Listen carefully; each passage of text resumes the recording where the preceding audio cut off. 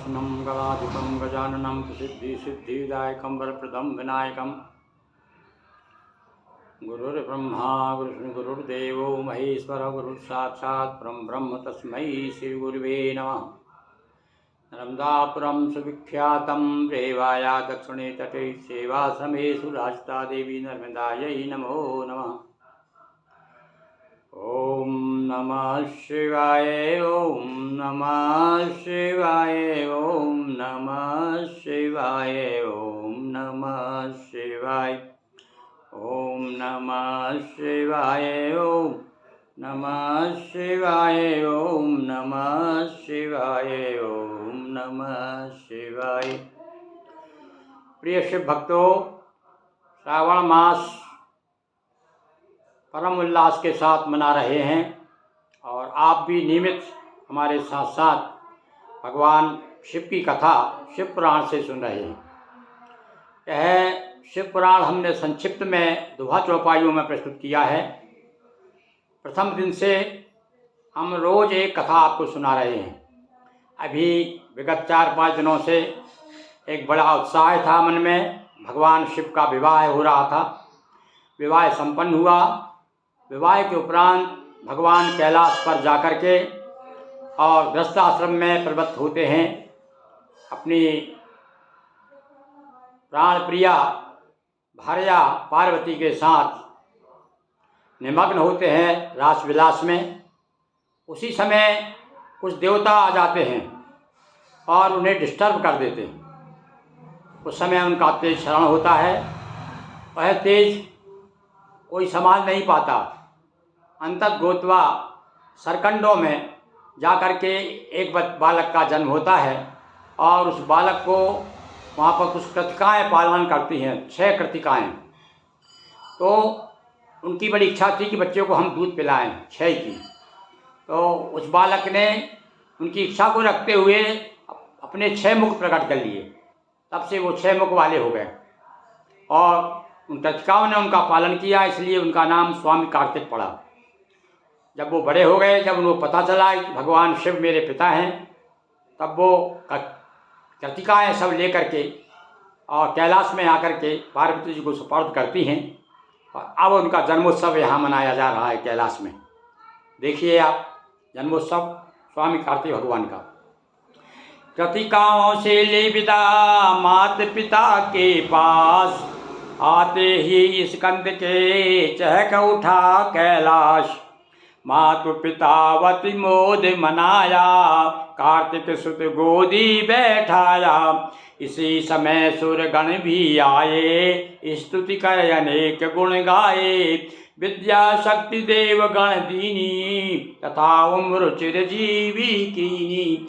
बालक को आते ही माता पार्वती ने अपने गोद में बिठा लिया और जब ही देवताओं को पता चला कि अरे भैया स्वामी कार्तिक आ गए हैं, और उनका वो तो चाहते ही थे कि भाई किस प्रकार से भगवान शिव का पुत्र आ जाए ताकि हमारा कल्याण हो। सारे देवता आ गए। देवताओं ने आकर के उन्हें विद्या प्रदान की और चिरजीवी भव का आशीर्वाद दिया। लक्ष्मी दिया हार यति उत्तम। भगवान विष्णु भी आ गए, लक्ष्मी जी आ गई। लक्ष्मी जी ने उनको हार भेंट किया। देखो भैया, आप जब कहीं अपने जन्मदिन हैप्पी बर्थडे मनाने जाते ना तो कुछ ना कुछ तो भेंट देते ना भाई। तो ये परंपरा आदिकालीन परंपरा है। लक्ष्मी दिया हार यति उत्तम, सावित्री सिद्धि सर्वोत्तम। और सावित्री ने सिद्धि प्रदान की और मना महोत्सव दिया शीशा, और यथाशक्ति दी सब बख्शीसा। सब लोगों ने अपनी अपनी रुचि के अनुसार और देवताओं ने और स्वामी कार्तिक को भेंट दी। हुए किशोर कीन बहुलीला, शिव के सदस्य विमोहनशीला। अरे भाई भगवान शिव का पुत्र है, भगवान शिव जैसा ही तेजस्वी है, नाना प्रकार की अब लीलाएं कर रहे। अब कुछ हम आपको किशोर हो गए हैं, स्वामी कार्तिक बड़े हो गए हैं, तो संक्षेप में कथा बता रहे हैं भाई। अब तो देखिए आगे क्या होता है।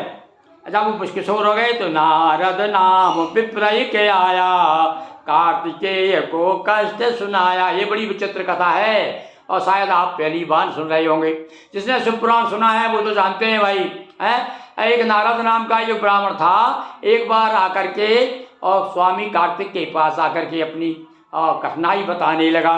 क्या कहता है वो हे प्रभु आप चराचर स्वामी, पूर्ण सृष्टि है तब अनुगामी। सारी सृष्टि आपका अनुगमन करती है।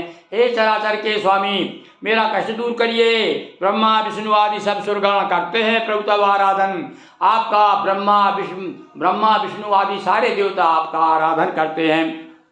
भक्तों के प्रिय हो गुण आगर, शिव के प्रिय शिव सुत नट नागर।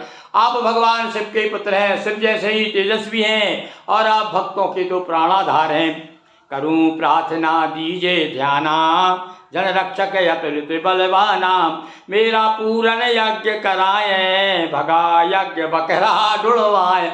अब देखिए कभी कभी क्या होता है, अब राजा के पास जाकर के आप छोटी सी आप समस्या बताएं, पर फिर भी देखिए सहजता देखिए स्वामी कार्तिक की। वो आगे कहता महाराज मेरा यज्ञ कर रहा था, उस समय मैं कहना चाहिए देखिए अब आप, उस समय यज्ञ में पशु बलि दी जाती थी। तो एक बकरा जो उसके लिए रखा हुआ वो भाग गया चुरा करके, तो ब्राह्मण यज्ञ कर रहा था।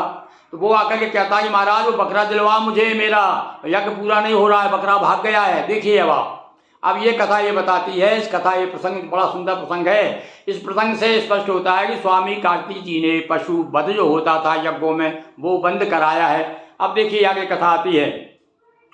करूं मेरा यज्ञ पूर्ण करवाए, भगा यज्ञ बकरा ढूंढवाए। यज्ञ एक में करना चाहा, हो न सका पर पूर्ण निवाहा। बंधा यज्ञ यज बंधन तोड़ा, नहीं कहीं का मुझको छोड़ा। खोज बहुत ना वह मिल पाया, अतः शरण में तुमरी आया। अज बिन हो यज्ञ ना पूरन, ढुलवा दो उसको हे भगवान। हे महाराज मेरा बकरा ढुलवाइए। कार्तिकेय बकरा ढूंढवाया, लेकिन उसको भी चेताया। कलेजी ने बकरा तो ढूंढ दिया पर उसको एक चेतावनी दी और उससे क्या कहा कि बलि परंपरा ठीक नहीं है और नीति आपकी नीक नहीं है। ये ब्राह्मण देवता ये अच्छी बात नहीं है, पशु वध बंद कर दीजिए। बलि नारद ब्राह्मण को समझाया, बिना दिए बलि यज्ञ कराया। और बोले भैया यज्ञ में बलि की क्या आवश्यकता है, उसका विकल्प बता दिया होगा कि भाई उसके एवज में आप नारियल चढ़ा दीजिए, नारियल की बलि दे दीजिए। और पशु वध बंद करा दिया स्वामी कार्तिक जी ने। कार्तिक बकरा बलि रुकवाई, इस प्रकार नई रीति चलाई। बकरे पर खुद बैठ कर और घूमे तीनों लोग। कार्तिकेय है वीरवर, जान गया त्रैलोक। बोलिए कार्तिक स्वामी की जय, हर हर महादेव शंभो।